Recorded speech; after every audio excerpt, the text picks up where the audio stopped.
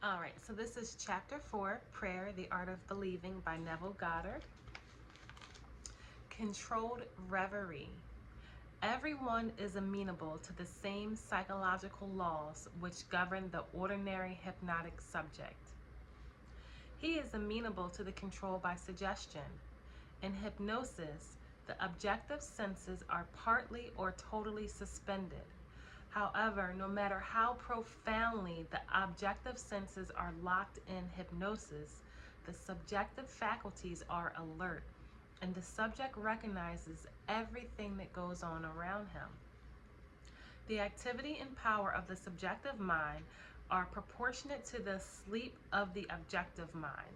Suggestions which appear powerless when presented directly to the objective consciousness are highly effective when the subject is in a hypnotic state.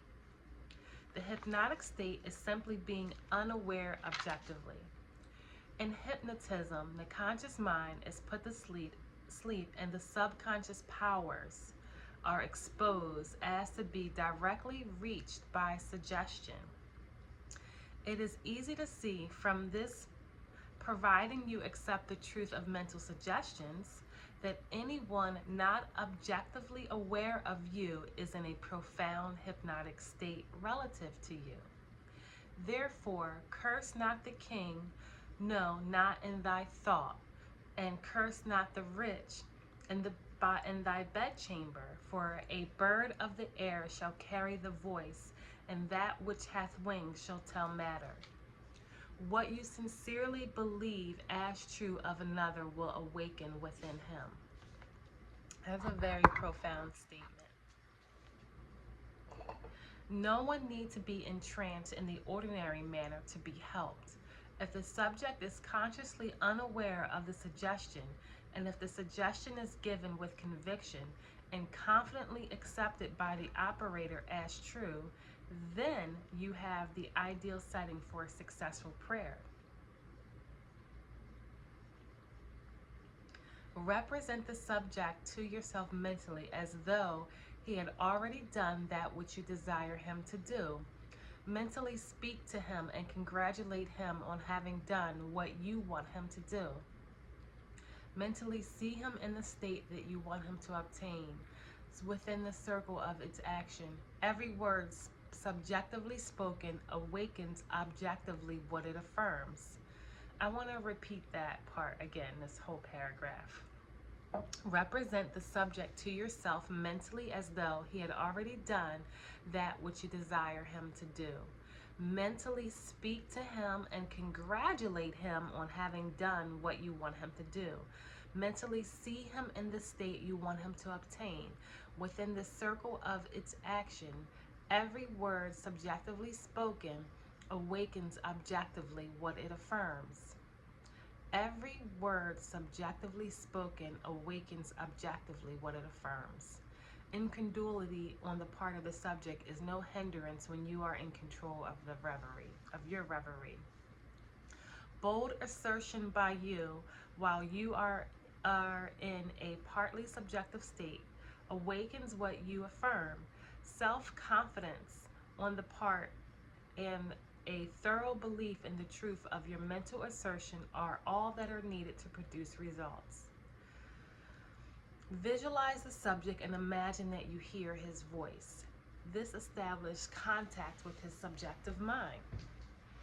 Imagine that he is telling you what you want to hear. If you want to send him words of health and wealth, then imagine he is telling you, I have never felt better and I have never had more. And mentally tell him of your joy in witnessing his good fortune. Imagine that you see and hear his joy. A mental conversation with the subjective image of another must be in a manner which does not express the slightest doubt as to the truth of what you are about to hear and say. If you have the least idea that you do not believe what you have imagined, you have heard and seen, the subject will not comply, for your subjective mind will transmit only your fixed ideas. Only fixed ideas can awaken their vibratory correlates. and those toward whom they are directed.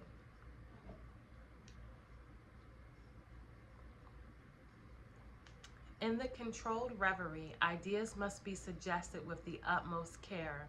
If you do not control your imagination in the reverie, your imagination will control you. Whatever you suggest in confidence is law to the subjective mind. It is under obligation to objectify that which you mentally affirm.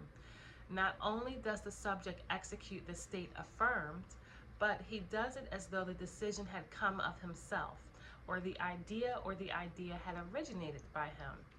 Control of the subconscious is dominion over all. Each state obeys one's mind's control. Control of the subconscious mind is accomplished through control of your beliefs, which in turn is the all-potent factor in the invisible states. Imagination and faith are the secrets of creation. So that was chapter 4, and this chapter really talks about communicating with another and kind of affirming for someone by connecting with their subconscious mind through your subjective mind and imagining that they are telling you what you want to hear. So I call these inner conversations, where you can have an inner conversation with a friend and affirming to them that you are in the state that you wanted to be, and having them affirm back to you, congratulations, congratulations. And you see this technique a lot in Neville's work. He talks about how our mental conversations are the most fruitful form of prayer, because we're always talking to ourselves. And in addition to talking to ourselves, we're always talking to other people in our heads. We're constantly having conversations with people in our mind. And it does awaken within them. It does connect with them. The other thing that I like, that he quoted something from the Bible about curse not the king, curse not the rich in the bedchamber, for a bird shall carry the voice, and that which has wings shall tell the matter. I find that if you're constantly having a mental argument with somebody or talking bad about someone, when you see them, that is the nature of the relationship, is of the mental conversation. And so what we can do to make this work in our favor with our relationships, be it family relationships, business, boss, love relationships, have the conversations from the premise of the desire, or from the premise of the way you want the relationship to be. For instance, if you're having challenges, say in your personal private relationship, your love life, you can begin to have an inner conversation from the state of it, the relationship being the way that you want it. And you can call that person's name, you can have them hear them answer you, you can imagine being in a familiar room where you guys sit and talk. And you can have a conversation and hear them tell you how they're so in love with you and they can't wait to see you, and they're so excited about this, and how you're the only one that they've ever truly loved, or whatever it is that you're looking for in your relationship. You can have a conversation with your boss or a business partner and have them congratulating you while your sales are going through the roof. You're doing such a great job. I'm so proud of you.